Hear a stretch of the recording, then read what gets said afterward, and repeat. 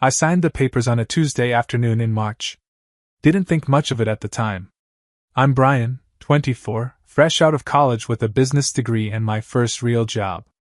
Marketing coordinator at a mid-size firm. $42,000 a year. Not rich, but comfortable. My parents had called that morning. Dad's voice had that tone. The one that meant they needed something. Brian, can you stop by after work? We need to discuss something important. I drove to their house. Dad was waiting at the kitchen table with papers spread out. What's going on? We need your help. We're taking out a loan for home repairs. The roof needs replacing. Foundation has cracks. I looked at the papers. Loan application. $35,000. The thing is, Mom said, our credit isn't great. Medical bills from last year. The bank says we need a cosigner. A cosigner? Just a formality, Dad said quickly. Someone with good credit to back us up. You just graduated. Your credit's perfect. What does cosigning mean exactly? It means if we can't pay, which we will, you'd be responsible. But that's not going to happen. We've never missed a payment. That wasn't entirely true. I remembered late notices. Stressed conversations about bills. But they were my parents. They'd raised me. Paid for my college.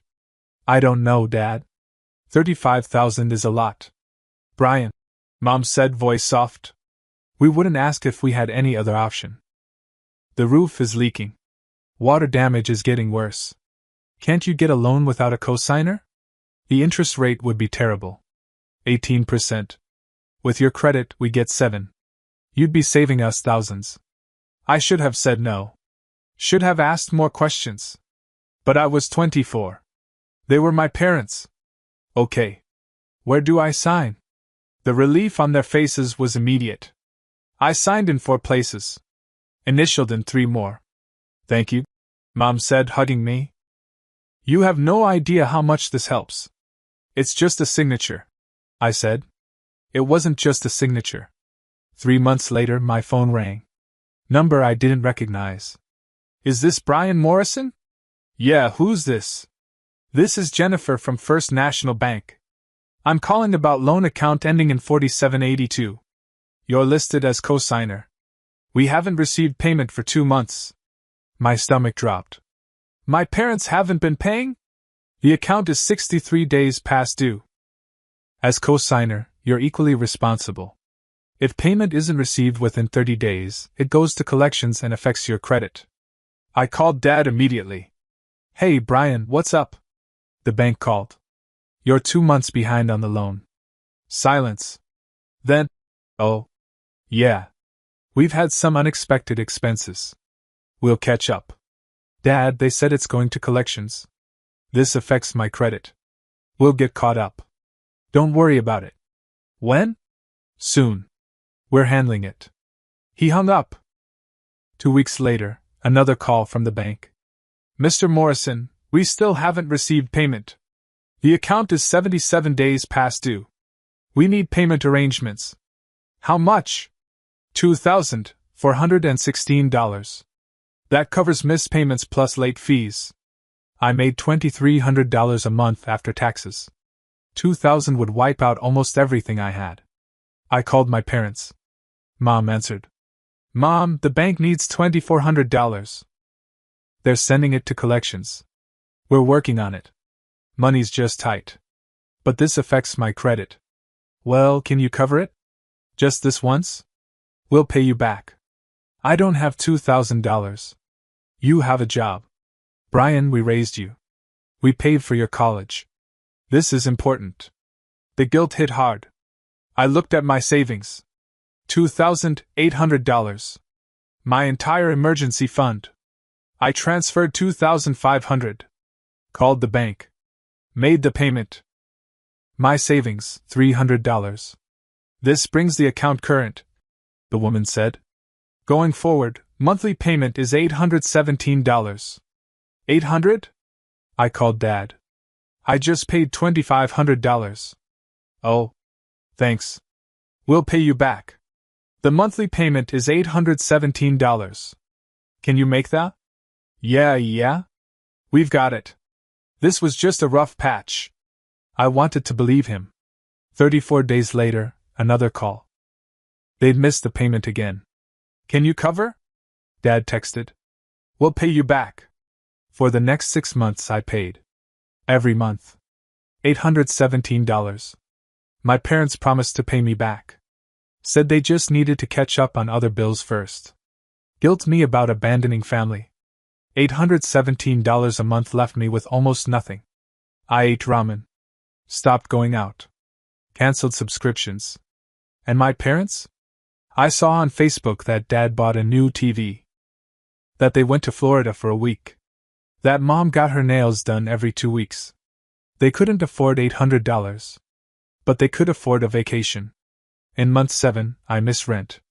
Landlord threatened eviction. I called Mom. I can't do this anymore. I miss rent because I'm paying your loan. We appreciate what you're doing. Then pay your own loan. Money is just tight. You went to Florida last month. That was for family. Aunt Sarah was sick. You bought a new TV. The old one broke. What were we supposed to do? Pay your loan. That you promised you'd pay. Don't take that tone with me. We're your parents. We raised you. We sacrificed for you. And now you're going to abandon us? I hung up. Looked at my bank statement. $312 until next paycheck. Rent overdue. Loan payment due in 8 days. I couldn't do this anymore. That night I researched. Read about co-signing. About adult children stuck with parents' debt. Found forums. Dozens of stories exactly like mine. One comment stood out. Stop paying from the account they can see. They'll keep draining you. Protect yourself first. Protect yourself first. The next day, I went to a different bank. Opened a new checking account. One my parents didn't know about. Because I still had the old account from high school. The joint account Mom opened when I was 16. For emergencies. I'd never closed it. Hadn't thought about the fact that she was still on it as joint owner. I pulled up my statement. Looked at transactions from the past 6 months. There were withdrawals I didn't recognize. $50 here. $100 there. $200 occasionally. I went back further. They'd been taking money for over a year. Small amounts I'd assumed were my own spending. But they weren't mine. They were my parents. Taking money from my account. While I paid their loan. While I struggled to make rent. I transferred everything to the new account. Left $10 in the old one. Then I called Dad. Brian, hey. Did you know Mom was taking money from my account? Silence. The joint account from high school. She's been withdrawing money. That was for groceries. When things were tight. For a year? While I've been paying your loan? We raised you in that house. That's family money. No. It's my money. From my job. Brian, don't be dramatic. I moved everything to a new account. One you can't access. And I'm done paying your loan. What? You can't do that. I just did. Brian, you're on that loan. If you stop paying, it'll destroy your credit. It's already destroying my life. If you stop paying, then you'll have to start. It's your loan. Your house. Your responsibility. I hung up. Sat there shaking. What had I just done? But for the first time in 7 months, I felt like I could breathe. The first 3 days after I stopped paying were quiet. Too quiet. I kept expecting my phone to explode. For Dad to show up at my apartment. For Mom to call crying. But nothing. Maybe they were figuring it out. Maybe they'd finally started making payments. On day 4, Mom called. Brian, honey, we need to talk. Okay. Your father and I are very hurt by what you did.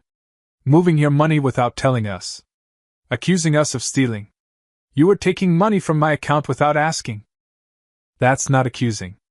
That's fact. That was our account too. We opened it together when you were 16. For emergencies. Not for grocery money while I paid your loan. We're family. Family helps each other. I've been helping. For 7 months. $8,100 I've paid on a loan I didn't take out. And we appreciate that. But cutting us off completely? That's cruel. Mom, I can't afford to keep doing this. I miss rent. I'm eating ramen every day. I have nothing left. We raised you, clothed you, fed you for 18 years. And now that we need help, you turn your back? The guilt was automatic, trained into me over 24 years. But I pushed through it. I'm not turning my back. I'm setting a boundary. Pay your own loan. We can't afford it right now. You went to Florida. That was already paid for. We couldn't get a refund. You bought a TV. Brian, I'm not going to justify every purchase to you. We're the parents. You're the child. I'm 24. You're still our child. And children respect their parents. I took a breath. Mom, I love you. But I can't keep paying your bills. I just can't. Then I guess we know where we stand. She hung up. I sat there feeling like I'd been punched. 2 days later, Dad called. Brian, we need to figure this out. Okay. The bank called. They need a payment. We don't have it. That's not my problem anymore. Yes, it is. You're on the loan. If we don't pay, it affects your credit too. I know. But I can't keep paying. Can you just cover this month? Give us time to get caught up? Dad, I've been covering it for 7 months. 1 more month. That's all we need. No. Silence. Then, fine. But when your credit tanks and you can't get a car loan or an apartment, remember this was your choice. It was your choice to take out a loan you couldn't afford. We took it out for a house that you grew up in.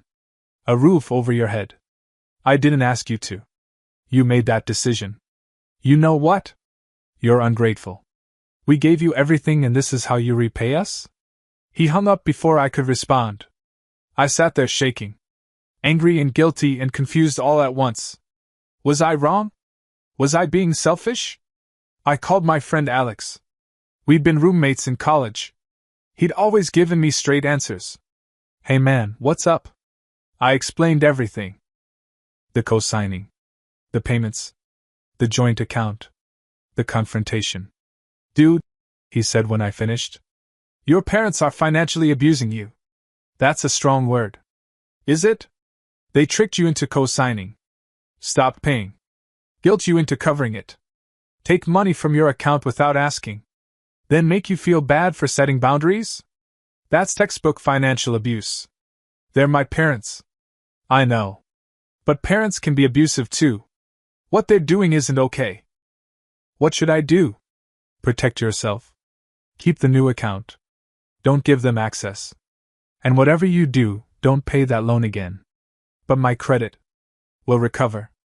It's a hit, but it's not permanent. What is permanent is the pattern they've created.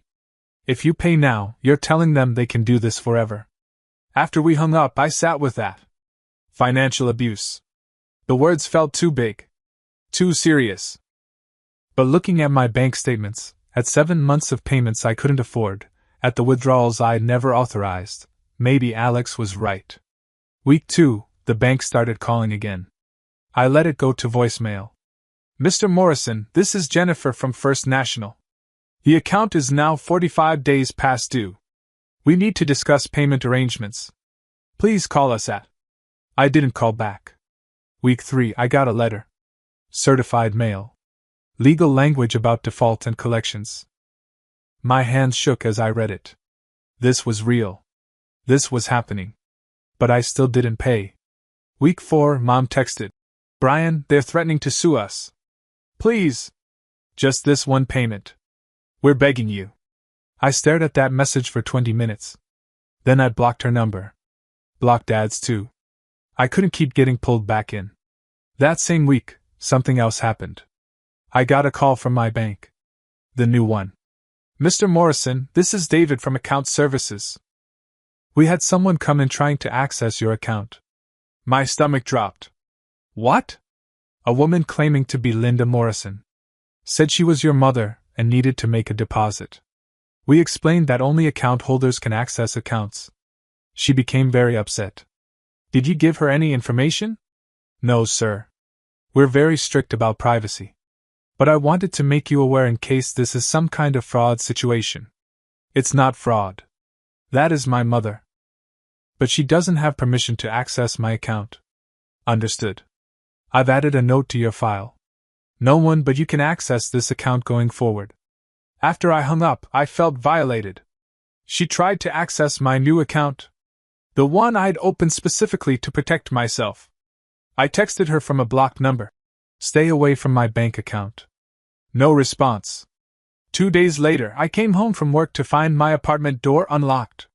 My heart racing, I pushed it open slowly. Hello? Mom was sitting on my couch. How did you get in here? I still have the spare key. From when you first moved in. You asked me to hold on to it. That was for emergencies. This is an emergency, Brian. We need to talk. Get out. Not until you listen to me. I stayed by the door. You have 5 minutes. The bank is threatening to sue. If we don't pay by the end of the month, they're taking legal action. This will destroy our credit. We could lose the house. Then pay the loan. We can't. You can afford vacations and TVs but not your loan payment? That's not fair. You're taking everything out of context. What's the context for trying to access my new bank account? She looked away. I just wanted to see if you had money to help. By lying to the bank? I didn't lie. I'm your mother. That doesn't give you the right to access my accounts. Brian, please. I'm begging you. Just help us one more time. We'll figure it out after this. You said that 7 months ago. This time is different. How? Because if you don't help, we lose everything. I looked at her. Really looked at her. She was crying. Makeup smudged. Hair not done like usual. Part of me wanted to cave. To pull out my credit card and fix it like I always did. But I couldn't. If I did, we'd be right back here in 30 days. And 30 days after that. Forever. I'm sorry, Mom. I can't. Can't or won't? Both. She stood up. Then I guess we're done here. Mom. No. You've made your choice. You've chosen money over family. I hope you can live with that. She walked to the door. Stopped. Put my spare key on the table. You won't be needing this anymore. Since we're clearly not welcome in your life. Then she left. I stood there for a long time. Staring at that key. Feeling like the worst son in the world. But also feeling like I'd finally done something right. Month 2 of not paying, things escalated. The bank sent another letter. This one mentioned lawyers. Mentioned garnished wages. Mentioned lawsuits. My credit score dropped. I checked it obsessively.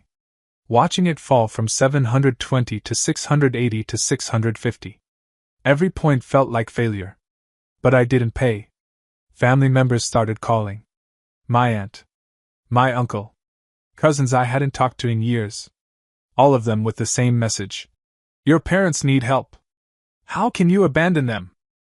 I stopped answering calls from anyone with my last name. At work, I started messing up. Missing deadlines. Forgetting meetings. My boss pulled me aside. Brian, is everything okay? You've seemed distracted lately. Family stuff. I'm handling it. If you need time off. I'm fine. But I wasn't fine. I was stressed. Guilty. Angry. Scared. But I still didn't pay. Month 3 I got served. A guy knocked on my door. Handed me papers. Brian Morrison? Yeah? You've been served. The papers were a lawsuit. First National Bank versus Robert Morrison, Linda Morrison, and Brian Morrison. They were suing all of us for the full amount of the loan. Plus fees. Plus interest. Plus legal costs. $42,000. I called a lawyer. Free consultation. Explained the situation. You co-signed? Yes. Then legally, you're equally liable. The bank can sue you for the full amount. Even though my parents took out the loan? Co-signing means you guaranteed the debt. If they don't pay, you're responsible. What are my options? Pay the debt. Or let it go to judgment, and potentially face wage garnishment. Can I sue my parents? You could try. But family court is complicated. And expensive. You need to prove they acted in bad faith when asking you to co-sign. They lied. Said they'd pay. Verbal promises are hard to prove. Do you have anything in writing? No. Then it's your word against theirs. After the consultation, I sat in my car in the parking garage and cried. I was trapped. Completely trapped. If I didn't pay, they'd garnish my wages. Take money directly from my paycheck. If I did pay, I'd be broke for years. And my parents? They'd walked away clean. Their names were on the lawsuit, but they had nothing to take. No assets. No savings. No wages worth garnishing. The bank would come after me because I was the one with money. I'd co-signed trying to help my parents. And now I was paying the price for their choices. That night, I made a decision. I wasn't going to pay. Not voluntarily. If they wanted to garnish my wages, fine. But I wouldn't hand over money freely anymore. I'd done that for 7 months and got nothing but debt and family members who hated me. So I'd let the system take what it wanted. And I'd rebuild from whatever was left. It wasn't giving up. It was survival. The court date was set for 6 weeks out. June 15th. A Wednesday. I didn't hire a lawyer. Couldn't afford one. The free consultation had made it clear. I'd signed the papers. I was liable. So I waited. Week 2 after being served, Dad called from a number I didn't recognize. I answered without thinking. Hello? Brian, it's Dad. Don't hang up. What? We need to talk about the lawsuit. We got served too. We need to present a united front. I laughed. A united front? You mean where I pay and you benefit? We're family. We should handle this together. We stopped being family when you stopped paying and expected me to cover it. Brian, don't be dramatic. Dramatic? I paid over $8,000 on a loan I didn't take out. And when I set a boundary, you all acted like I betrayed you. We didn't ask you to pay. Yes, you did. Every time you texted, can you cover just this once, you were asking. It does mean something. Then why did Mom try to access my new bank account? Why did she break into my apartment? He didn't answer. That's what I thought. I hung up. 3 weeks before court, the bank called with a settlement offer. Mr. Morrison, this is David Shin from First National. We'd prefer not to go to court. If you can pay a lump sum, we'd settle for $25,000 instead of $38,000. $25,000. I had maybe $3,000. I don't have that kind of money. Do you have assets? A car? Retirement account? I'm 24. I don't have assets. What about your parents? No. Mr. Morrison, if this goes to court, you'll be liable for over $40,000 with fees. You have 2 weeks to respond. I did the math. My car $8,000. My 401k maybe $2,500 after penalties. That left $15,000 I didn't have. I could destroy everything I had. Or let it go to judgment. I called Alex. They offered $25,000. Do you have it? Only by selling everything. Then don't. You're 24. This is bad but not the end. If you drain everything now, you'll have nothing. And your parents learn they can do this again. He was right. I let the 2 weeks pass. Didn't call back. The weekend before court, my uncle called. Brian, they're losing the house. The bank is foreclosing. That's not my problem. How can you say that? They're your parents. They took a loan and didn't pay. That's on them. They're going to be homeless. Then maybe they shouldn't have bought a TV and gone to Florida. You co-signed. You agreed to be responsible. I co-signed because they lied. He hung up. Court day arrived. Small courtroom. Fluorescent lights. My parents were there with a lawyer. Where they'd gotten money for that, I had no idea. They didn't look at me. The bank's lawyer presented evidence. Loan agreement. Payment history. Default notices. My parents' lawyer argued financial hardship. The judge looked at me. Mr. Morrison, your co-signer. Why did you stop paying? I couldn't afford it anymore, Your Honor. I was paying $800 a month on a loan I didn't take out. I missed my own rent. Did you explain this to the primary borrowers? Yes. Multiple times. They said they'd pay. They didn't. The judge looked tired. I'm granting judgment to the bank for $41,800. All three defendants are jointly and severally liable. My parents' lawyer started to object. However, I'm ordering a payment plan. $600 per month. The defendants can split it among themselves. $600 between three people. If payment isn't made, the bank can garnish wages. Clear? We nodded. Court adjourned. Outside, Mom approached. Brian, we need to discuss how to split the payments. No. We need to figure this out. You figure it out. I'll pay whatever gets garnished. Beyond that, I'm done. So you're letting us struggle? You let me struggle for 7 months. I walked away. 2 weeks later, the bank started garnishing $400 per month from my paycheck. My parents had submitted a financial hardship claim. They'd pay $200. I'd pay $400. Even with a court order, they stuck me with more. My new budget, $2,300 minus $400 equals $1,900. Tight. But manageable. And unlike before, I wasn't drowning. A month later, Mom texted from a new number. We can't afford our share. Can you cover the full $600? I blocked it. 3 months after that, I got a notice. My parents had defaulted on their $200. The full $600 was now being garnished from me. I called the bank. Why am I paying the full amount? Your parents defaulted. Per the court order, we can collect from any defendant. You have wages. They don't? So I'm paying for all three of us. Correct. I hung up and laughed. Of course I was paying everything. But here's the thing, $600 a month was less than the $800 I'd been paying voluntarily. And my parents weren't calling. Weren't guilting me. Weren't showing up. Because it was out of my hands. The bank took the money automatically. There was nothing to guilt me into. In a weird way, the judgment had freed me. I wasn't choosing to pay. I was being forced to pay. And that made all the difference. 6 months into the garnishment, I got a promotion. Senior coordinator. $5,000 more a year. My boss smiled. You've been doing excellent work. Despite whatever you've been facing, you never let it affect your performance. That extra $400 a month after taxes made a difference. I could save. Buy groceries without counting every dollar. Replace worn-out shoes. The garnishment still hurts. But I was surviving around it. In month 8, my cousin Emily messaged me on Facebook. Hey Brian, I heard what happened. I think you did the right thing.